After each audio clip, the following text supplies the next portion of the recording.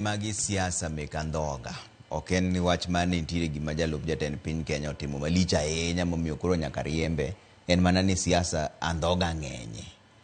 Trevor, ng'iyo ni wach mar impeachment ni adiali en wach mar siasa. Iluongo ni political, moloyo legal koni.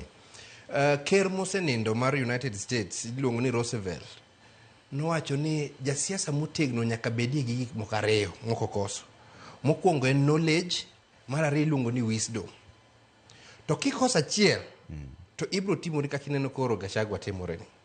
Matieni knowledge no en ng'eyo gimonego bed ni itimo or gimonego bed ni iwacho. To wisdom bro nyisi ni gini onego bed ni iwache saa machal nade or onego bed ni iwache nade. Wisdom bro nyisi ni yawa in gi right, knowledge nyisi ni in gi right kaka jalup ker mar wacho rights ni or golo opinion ni kama dwaro. To wisdom bro nyisi ni nitiere gik moko nyal wacho e mbele jatendi kata gik moko moko nyal dhigo ne jopiny mbaka kaka otimo yeka. To nikech koro Gachagua oluongore ni truthful man, oseamua ni en koro obro time man kaka odware, emomiyo ineno ka koro siasa donje iye ma koro nyaka tim nade jogi gol nikech oonge gi wisdom no. Wisdom ne makisekoso kaka ja siasa motegno, to omiyo ineno ka koro ichak lawi kamae ma koro nyaka idhi oko.